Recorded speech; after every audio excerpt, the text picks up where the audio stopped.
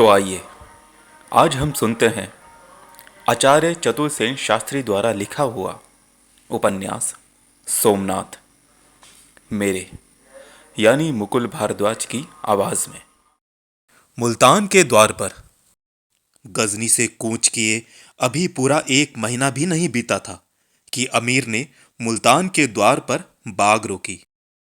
काबुल की विकट घाटी पार कर सिंधु नद जैसी अगाध नदी को पार उतर और उजाड़ रेगिस्तानों को लांघ कर केवल 1 मास के अल्पकाल में शत्रु देश के एक समृद्ध राज्य की सीमा में निर्भय घुस आना कोई साधारण काम न था। पर महमूद के लिए यह एक मनोरंजक खेल था। मुल्तान सिंधु के मुख पर अति प्राचीन नगर है। उसका प्राचीन नाम मूल स्थान था। संभवतः आर्यों ने जब भारत प्रवेश करके पंच सिंधु में अपना प्रथम राज्य कायम किया था तब इस नगर की बुनियाद पड़ी हो। मुल्तान में सूर्य देवता का प्रसिद्ध मंदिर था जिसके दर्शन पूजन के लिए देश देश के यात्री निरंतर आते रहते थे। यह मंदिर कभी समूचा स्वर्ण का बना था, परंतु जिस काल की हम बात कर रहे हैं उस काल में भी उसका वैभव अतोल था। ये कैसे हो सकता था कि महमूद जैसे लुटेरे और उसके डाकू साथियों की लोलुपग्रद्ध दृष्टि उस पर ना पड़ती। परंतु मुल्तान ने बिना विरोध और बिना शर्त सुल्तान को केवल आत्मसमर्पण ही नहीं किया, अपितु वहां के राजा ने बहुमूल्य भेंट लेकर अमीर का अभिनंदन किया। यह एक चमत्कार ही कहा जा सकता था। जिसने सुना उसी ने चमत्कृत हो दांतों तले उंगली दबाई। परंतु इस चमत्कार के भीतर जो चमत्कार था उसे तो केवल अमीर ही जानता था। बिना प्रयास मुल्तान को ताबे होते देख अमीर बड़ा प्रसन्न हुआ। इसे उसने एक शुभ शकुन समझा। अमीर की आवाज सुनकर बहुत जन भयभीत हो नगर छोड़कर भाग खड़े हुए थे। अमीर के बर्बर लुटेरे मुल्तान को लूटने को अधीर हो रहे थे, किंतु हजरत अली बिन उस्मान ने सुल्तान को कहला भेजा था कि मुल्तान को कदापि लूटा ना जाए और महाराज अजयपाल से मित्रवत व्यवहार किया जाए। अमीर ने औलिया को ऐसा ही आश्वासन कृतज्ञता सहित भेज दिया था। अमीर महमूद जैसा साहसी योद्धा और कुशल सेनापति था वैसा ही विलक्षण राजनीतिज्ञ भी था। मुल्तानपति महाराज अजयपाल की उसने एक दरबार करके धूमधाम से अभ्यर्थना की और उसे बराबर बैठाकर कुशल क्षेम पूछा। वास्तव में महाराज अजयपाल अपने काम पर लज्जित थे। उनका कार्य चाहे जितना भी राजनीति मूलक और बुद्धिमत्ता का था पर निंदनीय तो था ही। सबसे बड़ा भय उनको घुग्गा बापा का था, जिनके शौर्य और बड़प्पन के आगे अजयपाल को सदैव झुकना पड़ता था। अमीर की अभ्यर्थना उसे विष के समान लगी। वो बड़ी देर तक अमीर के सम्मुख आंखें नीचे किए बैठा रहा, किंतु अमीर ने राजा के मनोभावों को ताड़ लिया। उसने खुशामद भरे स्वर में कहा, महाराज, जैसे मैं दुश्मनों के लिए सख्त हूं वैसा ही दोस्तों के लिए नर्म। आपसे मैं बहुत खुश हूं और आज से आप मेरे दोस्त हैं। अपनी इस दोस्ती के सिलसिले में मैं आपको पंजाब और सिंध के वे इलाके देता हूं जो अब तक मेरे कब्जे में थे। मेहरबानी करके इन्हें कबूल फरमाइए और हमेशा ऐसी ही दोस्ती कायम रखिए। सिंध के इन इलाकों पर कब्जा हो जाना मुल्तान पति के लिए साधारण प्रलोभन ना था। इससे उसका राज्य ही दूना हो गया। वो सोचने लगा, एक तरफ अमीर को नाराज करके विनाश को निमंत्रण देना था, दूसरी तरफ उसे प्रसन्न करके क्षण भर ही में उसका राज्य दूना हो गया। उसने झुककर अमीर का अभिवादन किया और कहा, सुल्तान, यदि सचमुच ही मेरे ऊपर प्रसन्न है तो मुझे एक वचन दें ताकि सुल्तान की कृपा कभी ना भूल सकूं। सुल्तान ने कहा, मेरे दोस्त, जो चाहते हो अपने सुल्तान से ले लो। तो यशस्वी सुल्तान, आप हमारे इष्ट देव सूर्य के मंदिर की रक्षा करें, उसे खंडित न करें और मेरे मुल्तान को भी अभय दान दें। सुल्तान ने कहा, मुल्तान को लूटा नहीं जाएगा, आप इत्मीनान रखिए। सिर्फ शहर के कुछ मुखियों को मेरे पास भेज दीजिए, मैं उनसे थोड़ा सा दंड लेकर ही संतुष्ट हो जाऊंगा, वो भी सिर्फ अपनी आन कायम रखने के लिए। राजा ने गर्दन नीचे करके उदास भाव से कहा, खैर, मगर दूसरी प्रार्थना?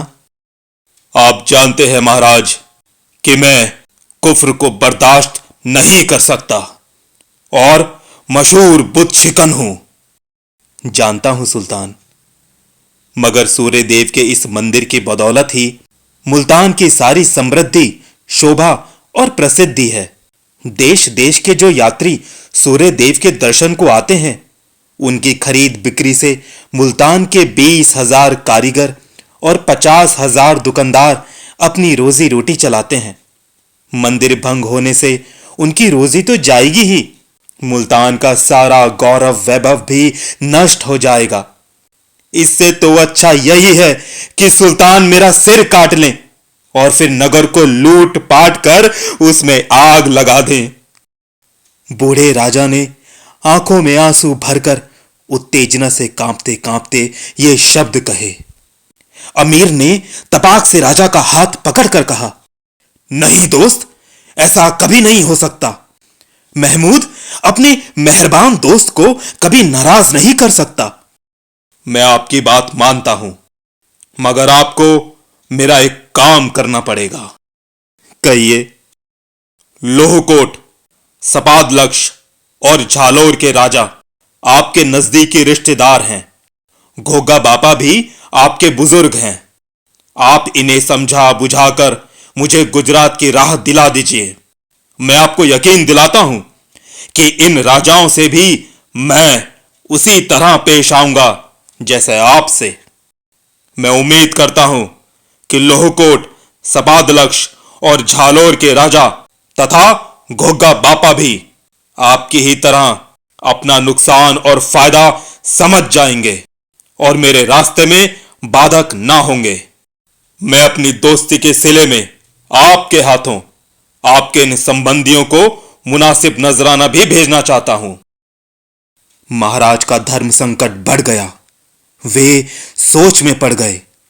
अमीर ने जरा तेज स्वर में कहा, मैं तो उनसे आपकी ही भांति दोस्ती का व्यवहार करना चाहता हूं। इसे वे अस्वीकार करें तो उनकी मर्जी है, मगर औलिया ने जो राह आपको भलाई की बताई है, वही आपके इन रिश्तेदारों के लिए भी है। फिर आपकी इस तकलीफ के बदले में सारा ही पश्चिमी पंजाब आपके हवाले कर दूंगा। अचता पछता कर निरुपाय अजयपाल को अमीर का अनुरोध मानना ही पड़ा। भय और प्रलोभन ने उसका सिर नीचा कर दिया। अमीर ने प्रसन्न वदन सिरोपाव दे उसे विदा किया। अब उसे राजस्थान का विकट मरुस्थल पार करना था, जिसमें अनेक भौतिक और राजनीतिक बाधाएं थी। इस भयंकर मरुस्थल में सैकड़ों कोस तक जल का नाम निशान नहीं था। ना पेड़ पौधे, ना हरियाली थी, ना राह बाट। दिन में कई बार अंधड़ तूफान आते और रात सा अंधकार छा जाता। पर्वत के समान रेत के टीले देखते ही देखते इधर से उधर लग जाते थे, परंतु ये भौतिक बाधाएं तो थी ही। इस मरुस्थली के मुख पर चौहान भीष्म घोगा बापा घोगागढ़ में सतर्क बैठे थे। घोगा बापा अजयपाल के संबंधी थे। मुल्तान और मरुस्थली के बीच में लोहकोट में अजयपाल का भतीजा भीमपाल चौकी दे रहा था। मरुस्थली के उस छोर पर झालोर के प्रसिद्ध रावल वाकपति राज की चौकी थी। ये सारी बाधाएं साधारण न थीं, पर अमीर का साहस भी साधारण न था। उसने सब ऊंच नीच समझा बुझाकर अजयपाल को अपने विश्वासी सेनापति सालार मसूद और हज्जाम तिलक के साथ बहुत से रत्न मणि लेकर लोहकोट, सपादलक्ष, झालोर और घोगागढ़ एक मजबूत दस्ते के साथ भेज दिया। अजयपाल अपने पुत्र को मुल्तान सौंप अमीर का दूत कर्म करने चल दिया। अब इसने इस काम से निवृत्त होकर फिर नगर पर दृष्टि डाली। अजयपाल को वो नगर न लूटने का वचन दे चुका था। लाहौर के पीर मुर्शद का भी यही आदेश था। सूर्यदेव का मंदिर भी वो नहीं लूट सकता था। यद्यपि वहां की संपदा ने उसकी लोलुप दृष्टि को चल विचलित कर रखा था। उसने मुल्तान के प्रमुख नागरिकों के प्रतिनिधि मंडल को अपने सामने हाजिर होने का हुक्म दिया। नगर के 21 प्रमुख भद्र नागरिक डरते कांपते अमीर के सम्मुख आ उपस्थित हुए। अमीर ने उनसे शांत स्वर में कहा, नागरिकों, आप लोगों को किस मतलब से यहां बुलाया गया है वो आप समझ गए होंगे। आप लोगों ने हमारा सामना नहीं किया, हमारे साथ दुश्मनी नहीं की, इसीलिए आपके नगर को लूटने या उसे हानि पहुंचाने की हमें तनिक भी इच्छा नहीं है। बस आप लोग हमें 2 करोड़ रुपया दंड दे दें तो हम तुरंत यहां से कूच करें। यदि आप ये जुर्माना अदा करने में देर या हिला हवाला करेंगे और अकारण हमें रोके रखेंगे तो हमें लाचार दूसरा सख्त कदम उठाना पड़ेगा। इससे बताइए, आप लोग जुर्माना अदा करने के लिए कितनी मुद्दत चाहते हैं? सुल्तान की बात सुनकर नागरिकों ने भयपूरित नेत्रों से उसे देखा और करबद्ध कहा, हमने अलीजाह का कोई नुकसान नहीं किया, कोई कसूर नहीं किया, फिर इतना भारी जुर्माना हमारे गरीब शहर पर क्यों?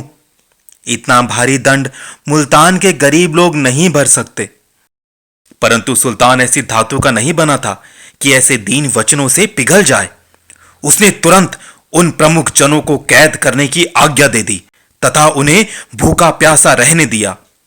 परंतु प्रमुख नागरिक ये कष्ट भोग कर भी दंड देने में अपनी असमर्थता दिखाते रहे।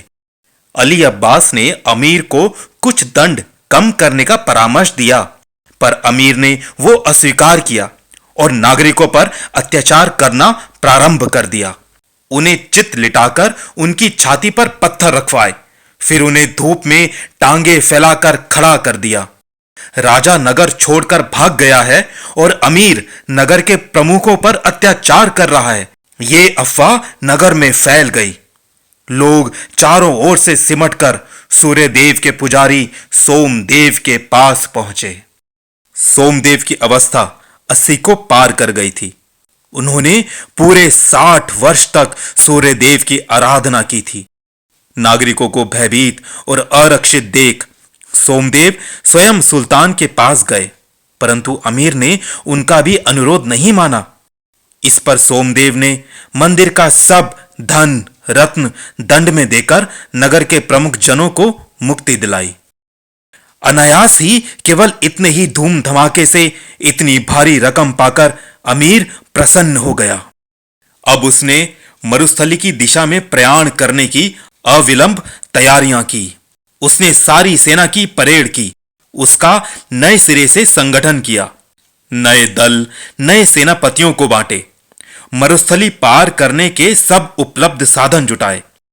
500 हाथियों पर बहुत सी खाद्य सामग्री और 20,000 ऊंटों पर पीने का पानी साथ ले उसने मरुस्थली पर बाग उठाई, जिसके एक नाके पर गृध्र की सी दृष्टि जमाए मरुस्थली के भीष्म घोगा बापा बैठे हुए थे और उस छोर पर झालोर के महावीर वृद्ध व्याघ्र रावल वागपति राज की चौकी थी, जिसमें सैकड़ों कोस तक जल का नाम निशान न था। न पेड़ न पौधे न हरियाली न राह बाट, जहां मृत्यु रेत और आंधी से आंख मिचोली खेलती थी।